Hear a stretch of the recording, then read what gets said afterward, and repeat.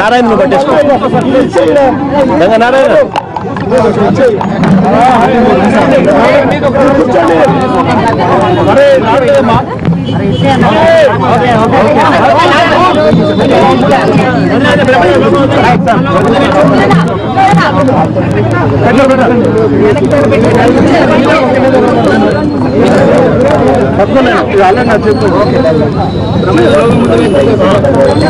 చంద్రబాబు నాయుడు గారు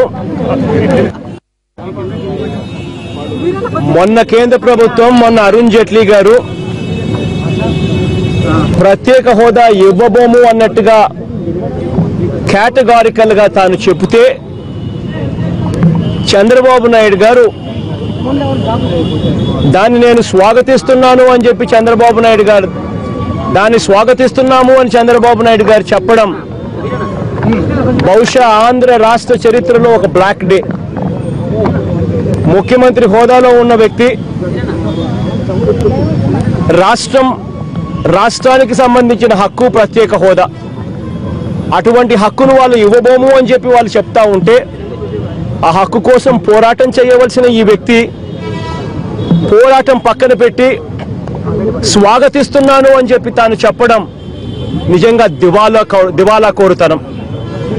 ఇదే చంద్రబాబు నాయుడు గారు ఇంతటి దారుణంగా వాళ్ళు ప్రత్యేక హోదా ఇవ్వబోము అని చెప్తూ ఉన్నప్పుడు ఈయన స్వాగతిస్తున్నాను అని చెప్పి చివరకు స్వాగతిస్తున్నాను అని చెప్పిన దానికి తాను రాష్ట్ర ప్రజలకు క్షమాపణ చెప్పకపోవడం ఇంకా దారుణం. చంద్రబాబు నాయుడు గారు తాను స్వాగతిస్తున్నాను అని చెప్పిన దానికి క్షమాపణ చెప్పాలి, తన పదవికి వెంటనే రాజీనామా చేయాలి, కేంద్రంలో ఉన్న తన మంత్రులను ఉపసంహరించుకోవాలి. నేను చంద్రబాబు నాయుడు గారిని గట్టిగా అడిగేది ఒకటే, అసలు కేంద్రంలో నీ మంత్రులు ఏం చేస్తున్నారయ్యా, నువ్వేం చేస్తున్నావయ్యా, కేంద్రంలో నీ మంత్రులను ఎందుకు కొనసాగిస్తున్నావయ్యా? వాళ్ళు ప్రత్యేక హోదా ఇవ్వబోము అని చెప్తా ఉన్నప్పుడు నువ్వు నీ కేంద్రంలో నీ మంత్రులను ఎందుకు కొనసాగిస్తున్నావు, ఎందుకు నువ్వు స్వాగతిస్తున్నాను అని చెప్పి నువ్వు ఎందుకు చెప్తా ఉన్నావు?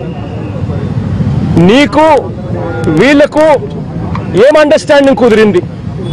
నేను ఒకటే అడుగుతా ఉన్నా చంద్రబాబు నాయుడు గారిని, ఓటుకు తెలంగాణలో తన ఎమ్మెల్యేలను కొనుగోలు చేస్తూ కోట్ల రూపాయలు ఆ ఎమ్మెల్యేలకు ఇస్తూ ఎమ్మెల్సీ ఎన్నికల్లో తాను గెలవడం కోసం తెలంగాణలో తన ఎమ్మెల్యేలను టీఆర్ఎస్ ఎమ్మెల్యేలను కొనుగోలు చేస్తూ ఆడియో టేపులు వీడియో టేపులతో అడ్డంగా దొరికిపోయిన ఈ చంద్రబాబు నాయుడు గారు ఎప్పుడైతే ఏసీబీ కోర్టు చంద్రబాబు నాయుడు గారి పాత్ర మీద కూడా విచారణ చేసి వెంటనే రిపోర్ట్ ఫైల్ చేయండి అని చెప్పి ఏసీబీ కోర్టు వెంటనే చెప్పిన వెంటనే చంద్రబాబు నాయుడు గారు గుండెల్లో రైళ్లు పరిగెత్తడం మొదలుపెట్టాయి.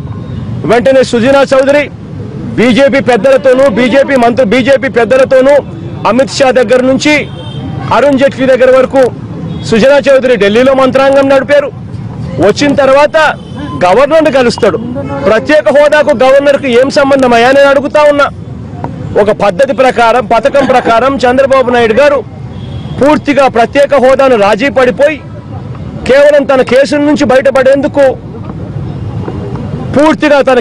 బయటపడేందుకు రాజీ పడిపోయి రాష్ట్రాన్ని తాకట్టు పెట్టి 5 కోట్ల ప్రజలకు వాళ్ళ వెన్నుపోటు పొడుస్తా ఉన్న పరిస్థితి.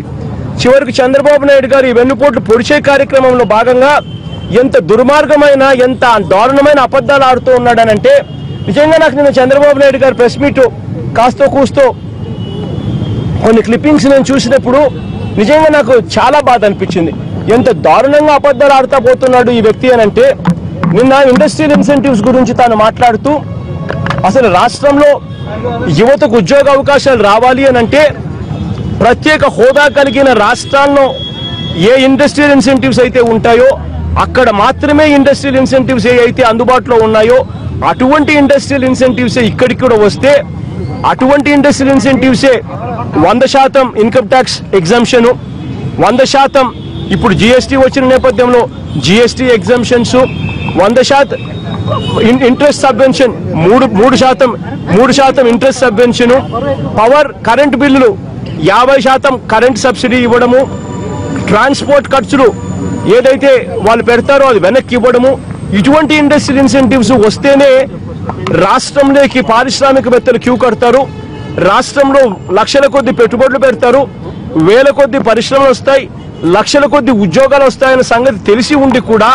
వాటి కోసం చంద్రబాబు నాయుడు గారు పోరాటం చేయకుండా నిన్న ఎంతటి దారుణంగా అబద్ధాలు ఆడాడు అని అంటే, మన రాష్ట్రానికి వాళ్ళు చెనిక్కాయలు బెల్లాన్ని వేసినట్టుగా చాలని విధంగా వాళ్ళు ఏదో 15% extra depreciation plus industry plus incentives in the form of పెట్టుబడి ఇన్సెంటివ్స్, పెట్టుబడి ప్రాఫిట్స్ లో నుంచి పెట్టుబడి ఇన్సెంటివ్స్ ఫర్దర్ గా పెట్టేదానికి అవకాశం కల్పిస్తూ వాళ్ళు చేసిన చెనిక్కాయలు బెల్లాలు వంటి ఇచ్చిన ఇండస్ట్రియల్ ఇన్సెంటివ్స్ నిన్న ఎంత దారుణంగా చెప్పారంటే అది మన రాష్ట్రానికే ఇచ్చారు, వేరే ఏ రాష్ట్రానికి ఇవ్వలేదు అన్నాడు. ఎంత దిక్కుమాలిన వ్యక్తి అంటే ఈ వ్యక్తి. ఆ ఇండస్ట్రియల్ ఇన్సెంటివ్స్ ఇచ్చేది పక్కన తెలంగాణకు మన రాష్ట్రానికి ఇద్దరికి కలిసి ఆ చెనిక్కాయలు బెల్లాలు వేసినట్టుగా ఆ దారుణమైన ఇన్సెంటివ్స్ ఇచ్చాడు. ఫస్ట్ ఆఫ్ ఆల్ దారుణమైన ఇన్సెంటివ్స్ అని చెప్పి క్వశ్చన్ చేయాల్సిన ఈ వ్యక్తి, ముఖ్యమంత్రి హోదాలో ఉండి క్వశ్చన్ చేయాల్సిన ఈ వ్యక్తి, ఆ ఇండస్ట్రియల్ ఇన్సెంటివ్స్ చూసి ఎవడొస్తాడయ్యా పరిశ్రమలు పెట్టడానికి అని చెప్పి క్వశ్చన్ చేయాల్సిన ఈ వ్యక్తి క్వశ్చన్ చేయకపోగా దారుణమైన అబద్ధాలు ఆడుతూ ఉన్నాడు. మన రాష్ట్రానికి ఒక్కరికే ఆ ఇండస్ట్రియల్ ఇన్సెంటివ్స్ ఇచ్చారని, పక్కన తెలంగాణకు కూడా అవే ఇండస్ట్రియల్ ఇన్సెంటివ్స్ ఇచ్చారు అన్న మాట కప్పిపుచ్చాడు. ఇంతటి దారుణంగా ఒక పద్ధతి ప్రకారం మోసం చేస్తా ఉన్నాడు.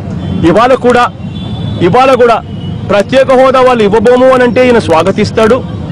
ఎమ్మెల్యేలను ప్రత్యేక హోదా విషయంగా చర్చ జరిపించండి, మేం చెప్పే మాటలు వినండి, రాష్ట్రం ఎంత నష్టపోతుందో తెలుసుకోండి, మీకు తెలియక కాదు మీకు తెలిసి కన్ను మూసుకుంటా ఉన్నారు, ఈ చర్చ ద్వారా ప్రజలకందరికీ కూడా తెలియాలి అని చెప్పి మేము చర్చ జరపండి అని అంటే అసెంబ్లీలో వాళ్ళు స్టేట్మెంట్ ఇస్తారట. అంటే ఎన్నిసార్లు స్టేట్మెంట్లు ఇస్తారు? ఒకవైపునేమో ప్రత్యేక హోదా వాళ్ళు ఇవ్వబోము అని అంటే స్వాగతిస్తున్నాము అని చెప్పాడు. చెప్పిన ఈ వ్యక్తి మళ్ళీ స్టేట్మెంట్, అదే స్టేట్మెంట్. ఎన్నిసార్లు స్టేట్మెంట్లు ఇస్తాడు? ఆయన స్టేట్మెంట్లు ఇవ్వడము, తెలుగుదేశం వాళ్ళు బల్లలు కొట్టడము, చివరకు చర్చ అనేది జరగకోకుండా చూడడం. ఏదైనా ప్రతిపక్షం అన్న గొంతు వినాలి, ప్రతిపక్షం ఏం చెప్తా ఉంది అన్నది వినాలి, తెలుసుకొని రాష్ట్ర ప్రజలకందరికీ కూడా అది అర్థమయ్యే పరిస్థితి రావాలి. ఆ పరిస్థితి వాళ్ళ అసెంబ్లీలో లేక నిన్న ప్రెస్ కాన్ఫరెన్స్ ద్వారా అరుణ్ జైట్లీ గారు మొన్న చెప్పిన ప్రెస్ స్టేట్మెంట్ ఆంధ్ర రాష్ట్రానికి ఎంత హానికరమో అటువంటి స్టేట్మెంట్ ని చంద్రబాబు నాయుడు గారు ఏ రకంగా ఏ హోదాలో ఏ రకంగా దాన్ని స్వాగతిస్తున్నాను అని చెప్పారు అని చెప్పి గట్టిగా నిలదీస్తూ నేను ప్రెస్ కాన్ఫరెన్స్ ద్వారా ప్రెస్ ద్వారా ప్రజలకు తెలియజేసే దౌర్భాగ్యమైన పరిస్థితిలో ఈ అసెంబ్లీ ఉంది. ఇవాళ చంద్రబాబు నాయుడు గారు కూడా ఇవాళ రాష్ట్ర వ్యాప్తంగా ప్రత్యేక హోదా సాధన కోసం బంద్ కాల్ పిలుపునిస్తే చంద్రబాబు నాయుడు గారు ఇవాళ చేస్తా ఉన్నది ఏమిటి అని అంటే ఏపీఎస్ఆర్టీసీ బస్సులను బలవంతంగా తిప్పుతా ఉన్నాడు. చంద్రబాబు నాయుడు గారు చేస్తా ఉన్నది ఏమిటి అని అంటే ఇవాళ రాష్ట్ర వ్యాప్తంగా వేల మందిని అరెస్టులు చేస్తా ఉన్నారు.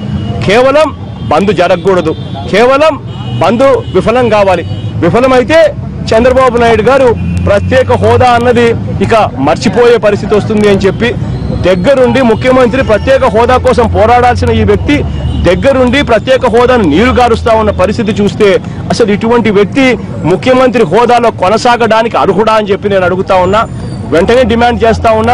ప్రత్యేక హోదా వాళ్ళు ఇవ్వబోము అని చెప్తా ఉన్న పరిస్థితుల్లో ఈయన స్వాగతిస్తున్నాను అని చెప్పిన ఈ వ్యక్తి వెంటనే రాజీనామా చేయాలి. ప్రత్యేక హోదాను నీరు గారుస్తా ఉన్న ఈ వ్యక్తి వెంటనే రాజీనామా చేసి రాష్ట్ర ప్రజలకు క్షమాపణ చెప్పాలి.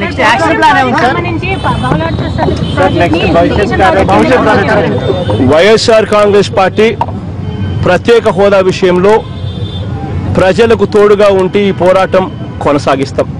నేను ఒక్కటే చెప్తా ఉన్నా, ఈ పోరాటం మేము చేసినందువల్ల ప్రత్యేక హోదా అన్నది వెంటనే వస్తుంది, ఇదిగో ఇప్పుడు వస్తుంది, లేదా రేపు నెల వస్తుంది, లేదా ఒక సంవత్సరంలో వస్తుంది అని చెప్పి నేను చెప్పడంలా.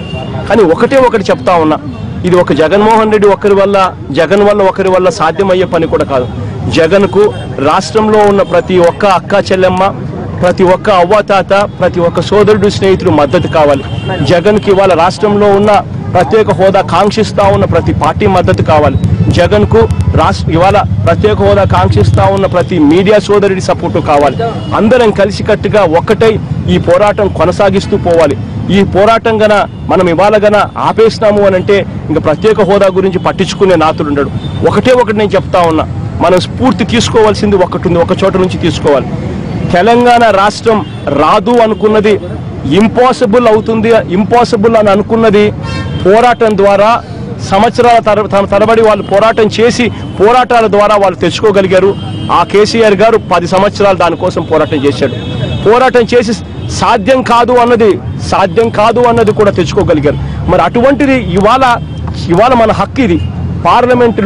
పార్లమెంటుని సాక్షిగా చేస్తూ మనకు ప్రత్యేక హోదా ఇస్తాము అని చెప్పి అధికార పక్షాలు ప్రతిపక్ష పార్టీలు ఆ రోజు రాష్ట్రాన్ని విడగొట్టేటప్పుడు ఇది చేస్తాము అని చెప్పి మనకు రాష్ట్రాన్ని విడగొట్టారు. ఇటువంటి మన హక్కును మనం ఇవాళ పోరాటం చేయడానికి వెనకడుగు వేసి మనం పోగొట్టుకోవడం అన్నిటికన్నా దారుణం అవుతుంది. ఎప్పుడు వస్తుంది అన్నది, ఎన్ని రోజులు పడుతుంది అన్నది దేవుడు ఇప్పుడు ఆశీర్వదిస్తే అప్పుడు జరుగుతుంది. కానీ పోరాటం అన్నది మాత్రం మనం కొనసాగిస్తూనే ఉండాలి. ఖచ్చితంగా రేపు పొద్దునైనా కూడా ఎలక్షన్లకు 2019 ఎలక్షన్ నాటికైనా కూడా ఎవరైతే కేంద్రంలో ఢిల్లీలో ప్రత్యేక హోదా ఇస్తామని చెప్తారో వాళ్ళకే మన మద్దతు తెలిపే పరిస్థితిలోకి కూడా ఈ పోరాటం తీసుకొని పోతాం. అప్పుడైనా వాళ్ళు ఈక ఎక్కడికి పోతారని చెప్పి నేను గట్టిగా అడుగుతా ఉన్నా. కాబట్టి ఈ పోరాటం ఖచ్చితంగా కొనసాగుతుంది. ఈ పోరాటం ప్రత్యేక హోదా తీసుకొచ్చేదాకా ఖచ్చితంగా ఈ పోరాటం కొనసాగుతుంది. ఈ పోరాటంలో అందరం కూడా భాగస్వాములు కావాలి అని చెప్పి ప్రతి ఒక్కరితోనూ, ప్రతి అక్కా చెల్లెమ్మను, ప్రతి అవ్వాతాతను, ప్రతి సోదరుని స్నేహితుని, ప్రతి ఒక్కరిని కూడా రిక్వెస్ట్ చేస్తారు.